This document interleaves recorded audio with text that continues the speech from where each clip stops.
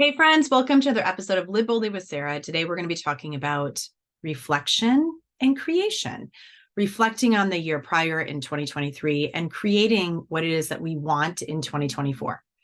Before I dive in, so go grab your journals as you're listening to this next part and really get ready for this. Before I dive in though, I want to remind you that we have a retreat coming up at the end of January 29th through February 2nd of 2024.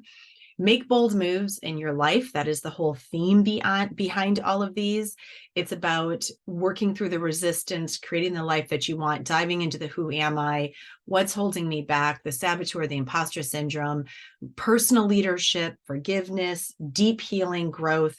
They're pretty amazing, I got to say. So if you're interested, we do currently have 2 spots left. You can message me, Sara at sarashultoncarans.com, and we can have the conversation to get you in. Now, let's dive into today's episode. At the end of every year, at the end of anything, I like to do a reflection. Okay, so at the end of a retreat, at the end of a project that I've been working on, at the end of a book launch, at the end of a program that I have run, I like to do a reflection. And the reflection is all on how did I feel? How do I feel about this program, this retreat, this book launch, whatever it is that I have since, right, that I've completed? The reason I like to put the feeling behind it is because ultimately, however it is that you feel, right, people remember how you make them feel more than they do anything else, right? And so in this space, that feeling is where then the what, the how is found, right? That's where we actually find that. That's how we find the what and the how. So in when I'm thinking back to 2023 and how do I feel about 2023, I started my 2023 in a lot of lacks. I was, I don't know if you know this or not, but I actually thought about folding my business.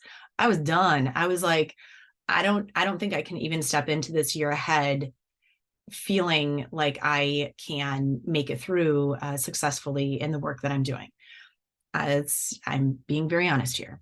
The reason why is because my 2022 was really hard. 2022, I lost my mom. There was a lot of stuff that happened in my personal life that really wreaked havoc in my space. And so I never really gave that space. I never really found time, right, for me to grieve the loss of my mom. And also at that same time, think about how do I want to, because when you lose somebody, you start thinking about your own life. Like, how do I want to live my life moving forward? And so, unfortunately, I had stepped into January of 2023 this year with a lot of just anxiety of just not sure like what this year was going to look like for me or how I wanted it to look. And then I sat back and I had a conversation with my dad and I said to him, like, I think I'm going to fold everything. Like, Dad, I'm just like, I'm done. I'm exhausted. And he told me, what would your mom say? He said to me, what would your mom say? He asked me that question. And he said, because I'm pretty sure what your mom would say would be for you to take a pause, right? And to not give up on this dream that you've also set out there, this work that you've been doing. She would say, keep going. And that is in the last conversation that I had with her, one of the last, she did say to me, keep going. And so it's in those times of where we're turning the calendar, we're making a new chapter, we're turning the page, right? That we also need to take that pause and sit with, what is it that I want, right? And how do I want to feel? And I was thinking about that in the beginning of the year where I was like, you know what, if I give up on my business, I know what I'm going to feel. I'm going to feel a sense of loss. I'm going to feel a sense of despair. I'm going to regret not actually continuing on in this path that I've already paved, right? I've already done so much work in this personal development life. And I freaking love what I bring to all of you every single week. Like, I love this. This inspires me. It helps me to create the life that I want. I also realized that I needed a rebrand.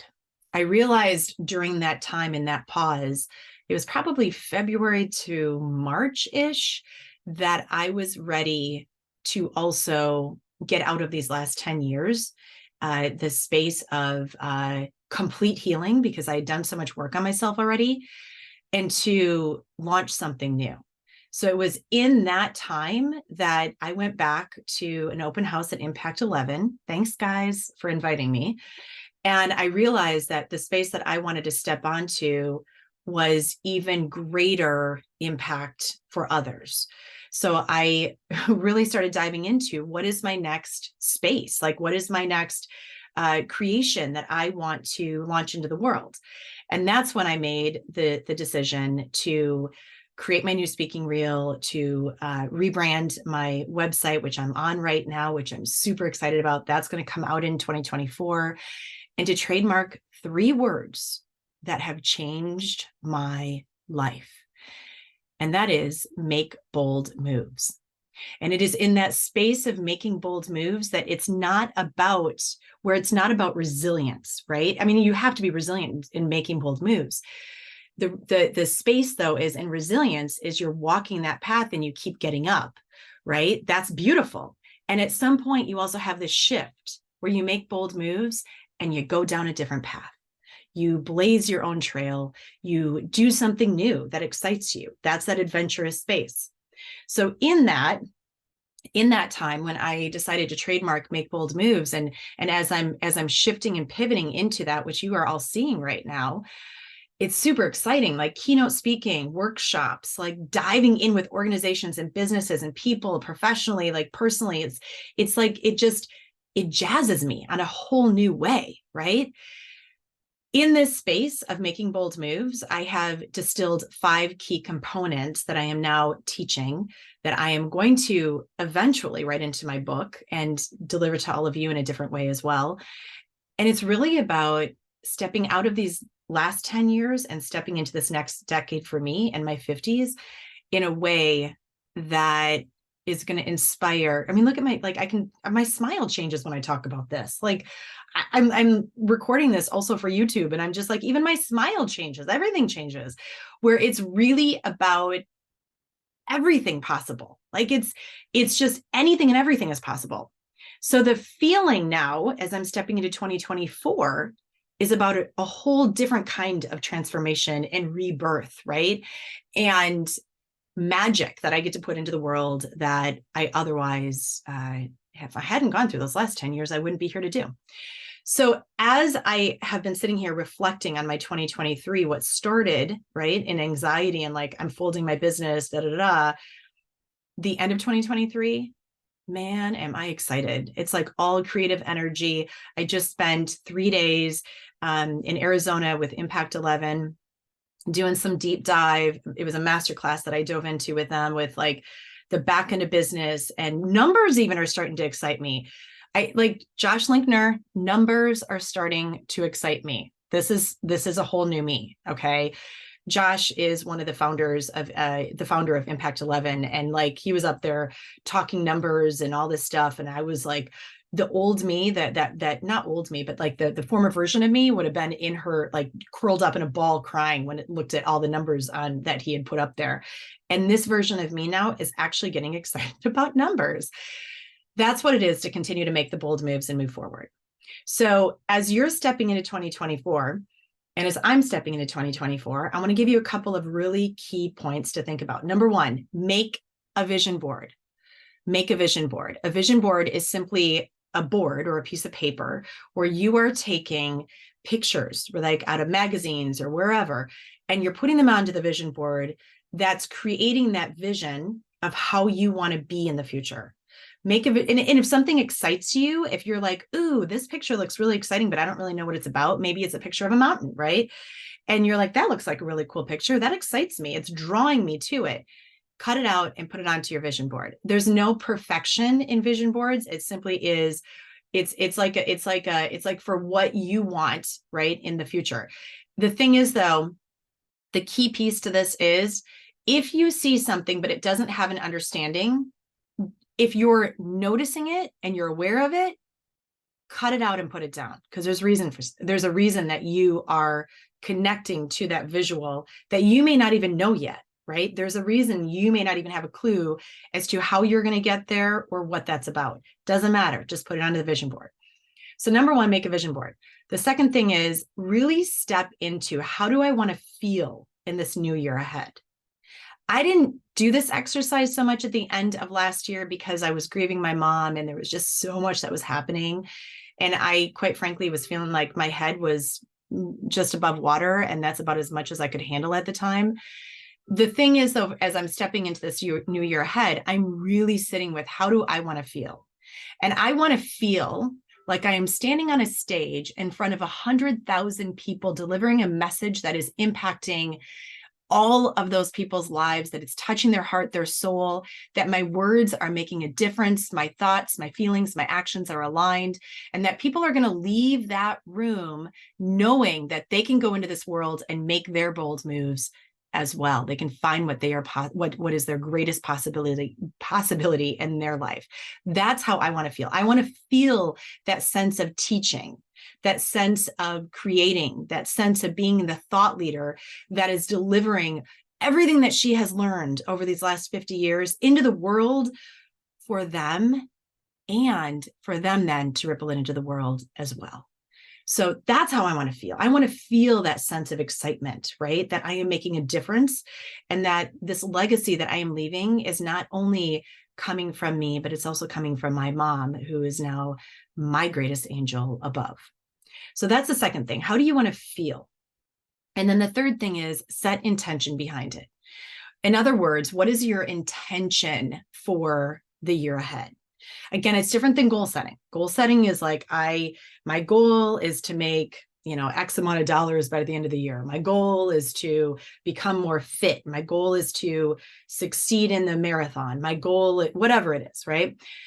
Set your intention. Your intention is more so, what is it that you are wanting? Like, how is it that you're wanting to feel? What is it that you're wanting to accomplish? My intention is to always live in my values, right? Of integrity, of honesty, of truth, of adventure, of knowing myself. My intention is always to get up on stage and deliver the best message that I know is possible from the bottom of my heart and soul. And so how is it that you intend on living throughout this year? My intention is to boldly make moves every single day, every single week, every single month of this year that really allows me to step into that higher version of self, right? And to live, and this is always my intention, live less out of fear and more in excitement. Because fear and excitement can many times deliver the same way within the body. We might feel like, oh my gosh, I'm so afraid. When in reality, what that fear is, it's delivering the same way, but it's actually excitement coming through for what's possible as you step out of your comfort zone and into the things that are right in front of you. So that's my intention for this next year ahead, right? So those are the three biggest things. I'm going to say one really important one, though. I'm going to add a number 4. The number 4, self-care. You got, oh gosh, this is huge. Calendar it in, people. I have had so many people say to me, oh, it must be nice to be able to take that day off and go climb those peaks. It must be nice that you can just take off and, go do whatever. You teach yourself how to treat yourself, just like you teach others how to treat you too. And I want you to listen to those words very carefully, right? You are teaching yourself how to treat yourself. Just like when you were in the world, you teach people how to treat you.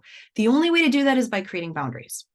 And so you actually have to create boundaries with yourself as well, right? You have to create boundaries on how you show up and where you are going to say more no and where you are going to say more yes. Taking care of yourself is not selfish. It is the most important thing that you can do. We hear this from everybody. Do we really do it ourselves? I do. Every single year, I calendar in, and my kids know this. Everybody knows this. I mean, I don't even know who doesn't know this. I calendar in my year. The last week of August, it's typically the last week of August, 1 week plus minimum 3 days. So usually it's about, anywhere from 10, it's usually around 10 days that I take off by myself. Well, I take off with a couple of friends and we go into the mountains. My kids know this, that is my time for me to reflect on my life, to fill my cup, to go and adventure into the mountains and waypoint and do my thing, that's where I do my work. Okay, so here's the thing that I want you to really also listen to. That is work, right? So if it's work in the sense in my life that everything that I learn from those 10 days also reflect in my personal and my professional life. If I don't take those 10 days, I lose that space of deeper meaning, understanding of myself and what I can actually put into the world. So when I love my work. So when I think of it as being work, right? It's like, it is a part of my work. It's a part of who I am. Who I am every single day is also what I put into the world. So I walk what I preach. And if I walk what I preach, then I better take that time to myself and become a better version of who I am. And I encourage every single person to do that same thing. Self-care for me is also doing my nails. Like, I like to go get my nails done every, month. Like, there's certain things that I also love to do. I love body scrubs, man. I am like, after coming out of the mountains for that long and having layers of dirt on me, I will go lay on that bench and they body scrub me down so that I can like come off clean. So there's also self-care in that way. Whatever it is for you though, whatever it is that you need to fill your cup, please go do it. Calendar it in. Make a very big, like, yes, this is what I'm going to do for me, right? Commit to it. You have to commit to it. In fact, commit deeply is one of the things that I talk about in my keynotes. If we're not committing deeply, it's not just committing, but it's like literally committing with a resonant, deep understanding for self, right? If we're not going to commit to it, you're not going to do it. Like you have to really every single day say, when I put my feet on that floor, yes, I'm going to do this for me. And ultimately, you're only going to help others along the way as well. So those are the 4 things that I really hope that all of you take into this year ahead as you are sitting with, how do I want to live my 2024? How do I want to live my 2024? When I get done with this year ahead, right? How do I want to feel? How do I want to have left that year? What do I want it to look like? It's a really cool exercise. So vision board, I'm actually super stoked about my vision board, I got to tell you. And every single one of my vision boards, it's actually worked. Like it's so wild to me. What you put into the universe is what you also attract, you receive. So, make sure that you do that. Make sure that you take time and do your vision board. How do you want to feel in the year ahead, right? What is your intention? And also take some time for some deep, deep self-care because you deserve it. Please share this with other people. Get it out into the world. You are my greatest marketing tool. I got to tell you, all of you, like everybody here. I was at this Impact 11 event, right, for those 3 days. One of the nights, the very last night that we were there, we had a gala event. And I decided after the gala event, a bunch of us were hanging out at the fire, talking and laughing and having a drink of wine. And then I ended up I was getting hungry. So I went back to one of the rooms with a couple of girlfriends and we ordered some food in. As I was walking to the room, because it was late at night, it was pretty late at night. It was like, I don't even know, 1 a.m. or something. And somebody at the front desk said, hey, do you want me to take you back? Do you want to ride? Because it's a big resort. Do you want to ride back to the room in the golf cart? And I said, no. I go, but can you take me when I'm done eating food with my friends? And he said, absolutely. He goes, here's my personal number. He said, just text me and I will pick you up. I'm like, awesome. Thank you. And I ended up not having him do that because where we were staying, there were Christmas lights all over and it was beautiful. So I FaceTimed a friend as I walked back to my room and I showed him the Christmas lights and stuff. And I was like, God, look at this, look at this. And we were walking and laughing. And I got back to my room and that same guy messaged me. He texted me and he said, hey, did you make it back or do you need a ride? And I was like, oh my gosh. No, I said, I'm good. I made it back. I walked back to my room. Thank you. And I said, that is customer service. That is caring about a person because it was late at night. And if I wasn't FaceTiming my friend, 100%, I would have jumped into a golf cart to take me back to my room to know that I got there safe. That's where I want you to, though, to step up and care a little bit more about others too. care a little bit more enough to share this episode with other people, to share this work, to share things that have impacted you and your life so that you can impact the lives of others. That's why I am here. That's why I do this. And for you to be a part of this is the most beautiful thing ever. And yeah, it's marketing. 100% it is. And I can't keep doing this without all of you sharing these lessons and what you've learned too. So I appreciate you. I love you. I thank you. Go rate, review this podcast episode, subscribe to it, and let's keep this ripple moving into a tsunami. Can we tsunami this in 2024? All right. Have a great day. Share your insights with me on social media, and I will reshare as well. All right. I love you, and have a great rest of your day too.